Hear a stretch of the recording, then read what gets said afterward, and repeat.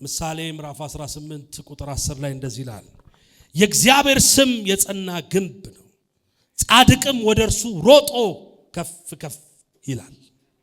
እስቲ ከኔ በኋላ በሉ የእግዚአብሔር ቃል ሲመጣ ራሱ እግዚአብሔር መጣ ማለት ነው። ስሙ በደንብ መጽሐፍ ቅዱስ የሚናገረው ነገር አለ።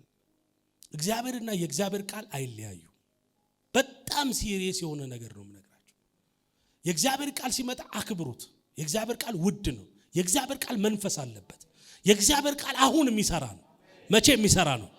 መቼ የሚሰራ ነው? ተጠቅመ የምጥለው ነገር አይደለም። የእግዚአብሔር ቃል ሕያው ስለሆነ እስቲ ቀኝ እጆቻችሁን አንሱና የእግዚአብሔር ስም በሉ የጸና ግንብ ነው እኔ በሉ እስቲ ወደርሱ ሮጬ ከፍ ከፍ እላለሁ። ሃሌሉያ። እስቲ ጩና አሜን በሉ በደም ርዕስ ለምጽፉ ሰዎች የከፍታ ሩጫ በሚል አጭር ቃል አብረን እንካፈላለን። አንዳንድ ሰው ለውርደት ይሮጣል፣ አንዳንድ ሰው ለከፍታ ይሮጣል። አንዳንድ ሰው ዝም ብሎ ምንም ላለማግኘት የሚሮጥ አለ፣ ለሽልማት የሚሮጥ ሰው አለ። በዚህ ቦታ ላይ በጣም የሚገርማችሁ ነገር ስለ እግዚአብሔር ስም ሲናገር ይሄ የእግዚአብሔር ስም መሮጫ እንደሆነ ይናገራል። ጻድቅ የሚሮጣው ወደ ስሙ ነው ይላል። ሃሌሉያ አሜን። እስቲ ጮሁና አሜን በሉ በደም ጻድቅ ወደ ማን ነው የሚሮጣው? ወደ ስሙ። ለዚህ ነው የእግዚአብሔር ስም የጸና ግንብ ነው ይላል። የማይፈርስ ግንብ ነው።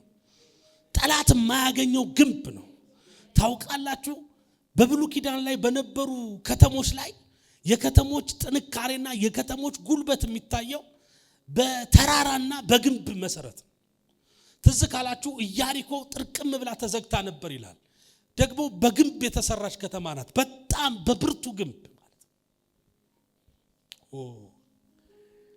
ስለዚህ ይሄ የእግዚአብሔር ስም የተባለው የጸና ግንብ ነው።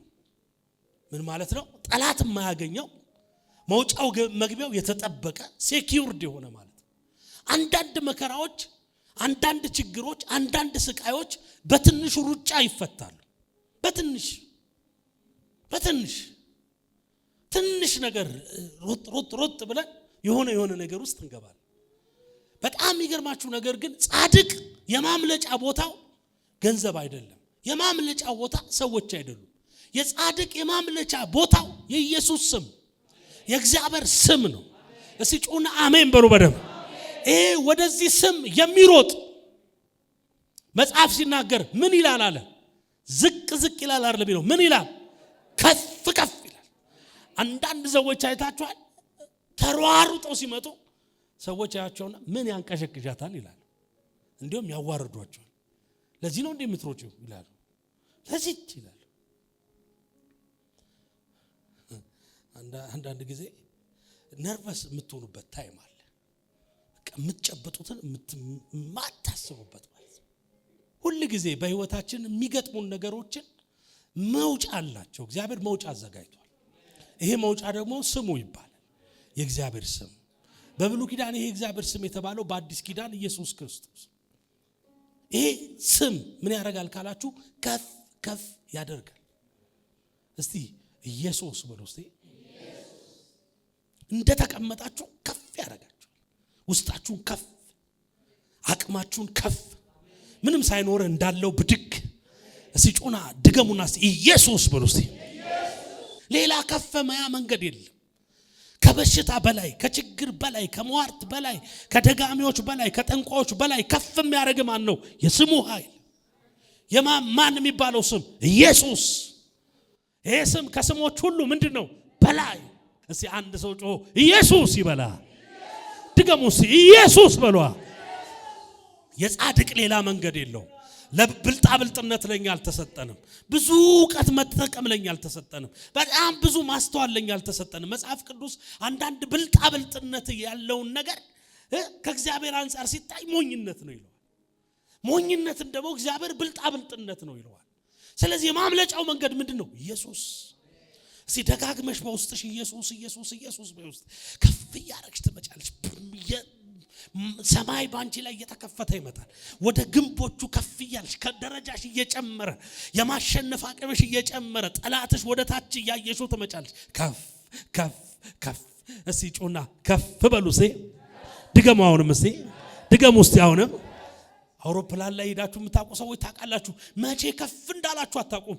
ግን አንድ ነገር ይሆናል እዚህ እያለ ኃይል እየጨመረ ሲመጣ ምን ሊያደርግ ነው እያላችሁ የምታስቡ፣ ለካ የመጀመሪያው ከፍ የሚለው ሹፌሩ ነው፣ ፓይለቱ ነው።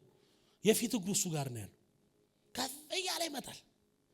ጎማ ላይ ያለ ነው። እኛ ወደኋላ በጌታ በኢየሱስ ስም እያልን መቼ የቱ ጋር ምኑ ጋር እንደተነሳ እናቀም እየተሽከረከረ ከዛ በኋላ ወዴት ነው? ወደ ተያዘለት ከፍታ ምን እያደረገ ነው የሚሄደው? እየጨመረ እየጨመረ እየጨመረ አንዴ እስክትነሱ ድረስ። የመነሻው ደግሞ መንገድ ስሙ ብቻ ነው። ስሙ ብቻ ነው ካላችሁበት ነገር ብድግ የሚያደርጋችሁ የኢየሱስ ስም ብቻ ነው። ከግራቪቲ በላይ የሚያደርጋችሁ የኢየሱስ ስም ብቻ ነው። አንድ ሰው ሲጮህ ኢየሱስ ይበላ። ሌላ የከፍታ መንገድ የለም። በኃጢአት ላይ ከፍ የምንለው፣ በአመጽ ላይ ከፍ የምንለው፣ በዚህ ሲስተም ላይ ከፍ የምንለው፣ አሁን ሊጎትተን ያለን ነገር ከተላቀን የምንወጣው መንገድ ሌላ ነገር አይደለም። ምን ማለት ነው? ኢየሱስ። እስቲ ጩና ኢየሱስ በሉ ባካችሁ። በመንፈሱና ጥሩ ውስጥ ኢየሱስ በሉ እስቲ። ድገሙና እስቲ ኢየሱስ በሉ እስቲ። አባቴ በሉ እስቲ። ያኔ ከፍ ያልክ ትመጣለህ። አሁን ራሱ ከፍታ ውስጥ እየገባችሁ ያላችኋል። ከኃጢአት በላይ ያደርጋችኋል። በጽድቅ ያወጣችኋል። የጸና ግንብ ውስጥ ትገባላችሁ። የማይናወጥ ግንብ ውስጥ ትገባላችሁ። መልሶቻችሁ ላይ ትገባላችሁ። እስቲ ጩና የኔ ከፍታ በሉ ባካችሁ። የኢየሱስ ስም ነው በሉ። አንዳለ የማይወርድ ከፍታ። ይሄ ከፍታ ሰማያዊ ከፍታ ነው። ሰይጣን ላይ የተሰጣችሁ ጫማ ነው። በሽታ ላይ የሚሰጣችሁ ጫማ ነው።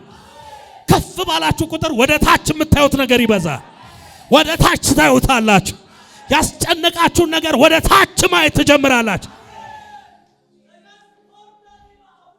አንድ ሰው ሲጮህ ጠላቴ በሉ ባካችሁ፣ ወደ ታች እመለከተዋለሁ በሉ።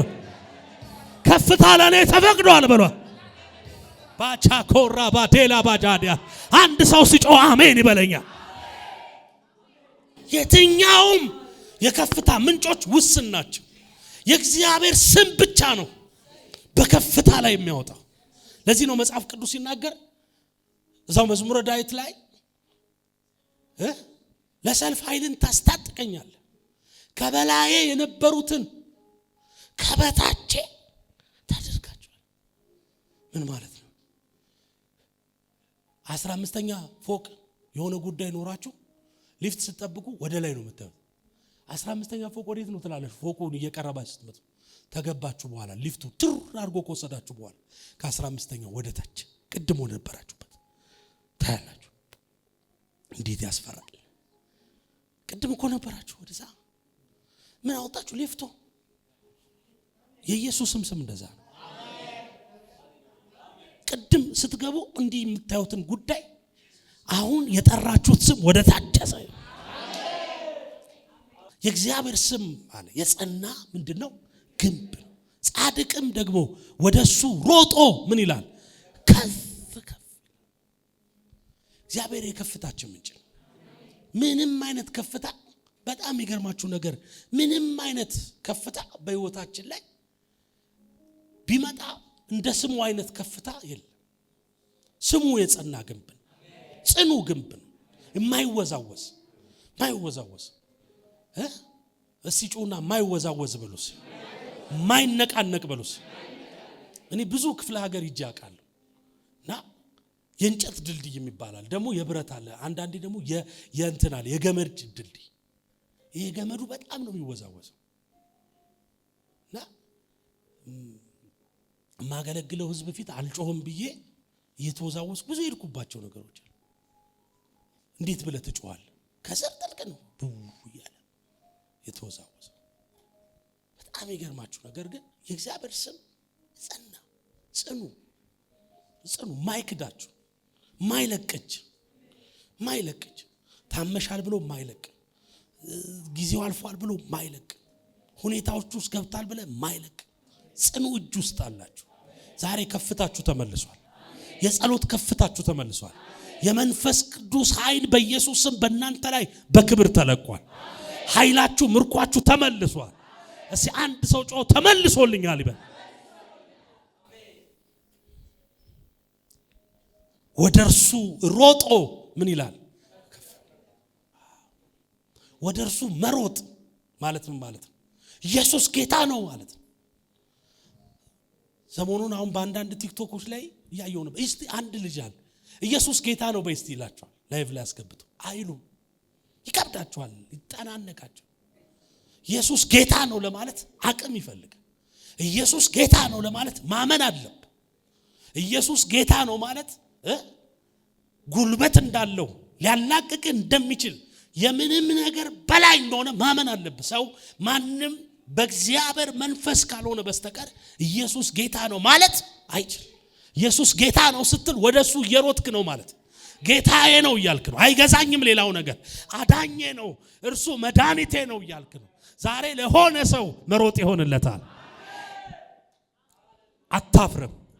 መጽሐፍ ሲናገር አታፍሪምና ምን አትበይ፣ አትፍሪ፣ አትዋረጅምና ምን አትበይ፣ አትደንግጪ። ዛሬ ነግራችኋለሁ፣ ወደ ኢየሱስ የሮጣችሁለት ነገር አያሳፍራችሁ። እግዚአብሔር ነገራችሁን በክብር ይቀይረዋል። እግዚአብሔር ወከፍታ ይቀይረዋል። ጠላት ያሰበው የቆፈረው ጉድጓድ ውስጥ አትገቢም። ይልቁንም ክብር ይታይሃል። ይልቁንም ኃይል ይሆንልሃል። ይልቁንም ጸጋ ይለቀቃል። ይልቁንም ሞገስ ይለቀቃል። እስቲ ጩና ከፍ ላለው በሉ ባክ። ከፍ ስትል ያለው ብሎ ታጠገባቻለሁ። ከፍ ስትል ያለው እግዚአብሔር ከፍታ ያደርጋል። ኢኮኖሚያችሁን ከፍ ያደርገዋል። በጠላቶቻችሁ ፊት ለፊት ከፍ ያደርጋችሁ። እስቲ አንድ ሰው ጮህ ከፍ ላለው ብሎ እግዚአብሔር ከፍ ያደርጋችሁ። እግዚአብሔር ከፍ ያደርጋችሁ። ነገራችሁን ከፍ ያደርጋል። ልባችሁን ከፍ ያደርገዋል። አንድ ሰው ሲጮህ አሜን ይበለኝ።